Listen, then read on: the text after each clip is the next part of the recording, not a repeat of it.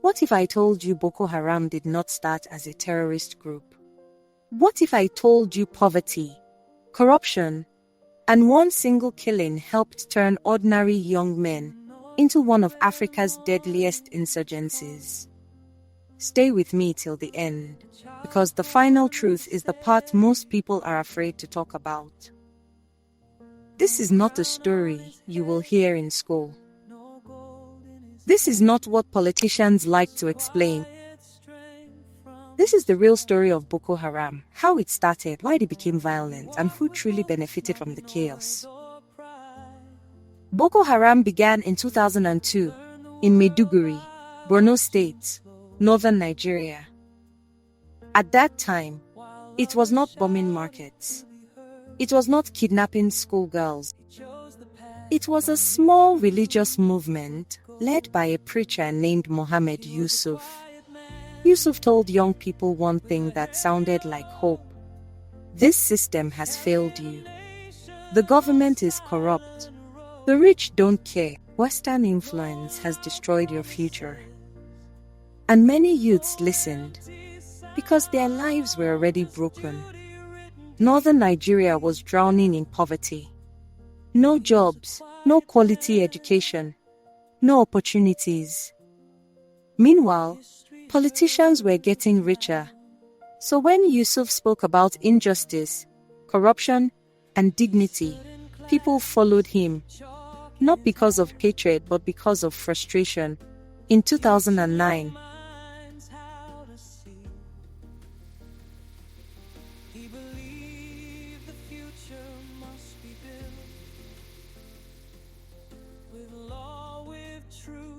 a clash with security forces escalated. The government responded with extreme force. Hundreds of Yusuf's followers were killed. Then came the moment that lit the fire forever. Mohammed Yusuf was captured alive and killed while in custody. No trial, no justice, no explanation. That killing sent one message to his followers: the system will never listen to you. After Yusuf's death, Boko Haram transformed. A new leader emerged, Abubakar Shekau, and under him, the group became brutal, violent, and merciless. Schools were burned, villages attacked, churches and mosques destroyed, civilians killed. What started as anger turned into revenge. What started as ideology turned into terror. Boko Haram claimed they were fighting corruption.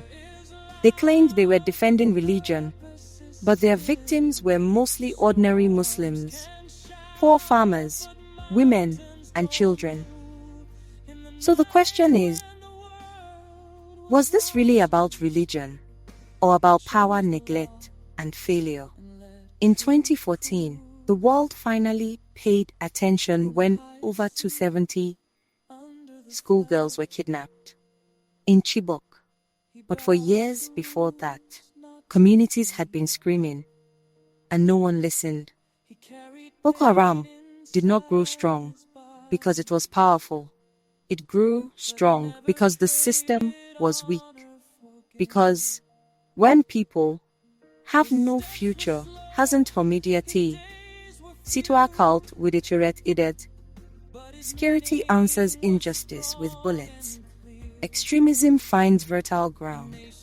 Boko Haram is not just a terrorist story.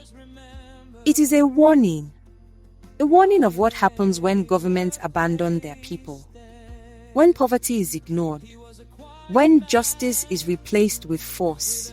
If these root problems remain, another Boko Haram can rise Aishinwe.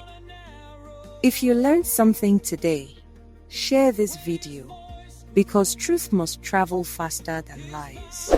Follow this channel for more untold Motherland stories they don't want you to understand.